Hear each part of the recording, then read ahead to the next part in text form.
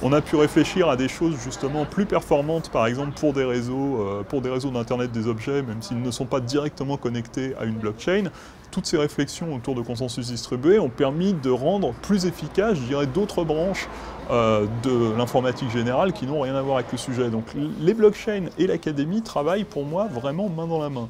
Ça commence les débuts ont été difficiles parce que toujours cet aspect spéculation est arrivé en force au départ.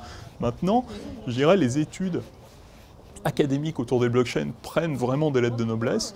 On a eu des conférences organisées à Stanford sur des sujets justement assez poussés autour de la crypto, autour des consensus distribués. Toutes les conférences crypto aujourd'hui commencent à avoir un track blockchain pour vraiment parler de ces sujets spécifiques. Donc je dirais que ça avance et ça permet de tester en production très très rapidement des choses venant du monde de la recherche. C'est aussi un aspect très intéressant. Dans l'Institut, on a eu l'occasion de développer un prototype d'enregistrement de preuves d'antériorité. Donc, comme je disais, une blockchain, c'est quelque chose qui permet d'enregistrer de manière indépendante de tout tiers de confiance. On n'est plus sur la confiance, on est basé sur la preuve. Ça, c'est quelque chose qui est complètement nouveau par rapport aux outils qu'on utilisait, dont on disposait précédemment. Et là, l'idée, c'est de pouvoir enregistrer la preuve d'existence d'un document. Alors un document électronique, mais ça peut être un document physique.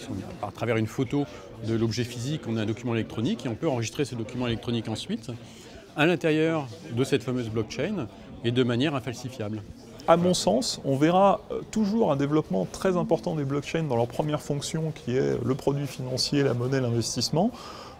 Et dans un deuxième temps, les parties seront des parties, je dirais, qui sont intéressantes des différentes blockchains, seront probablement extraits de ces blockchains-là. Donc les blockchains serviront de laboratoire pour développer, par exemple, des meilleures solutions de communication peer-to-peer, pour développer, par exemple, des meilleures techniques de cryptographie, et seront utilisées complètement en dehors de leur cadre original. Je vois très bien aujourd'hui les blockchains beaucoup plus, je dirais, comme fournisseurs d'éléments en termes de mini-laboratoire que comme grands perturbateurs du système.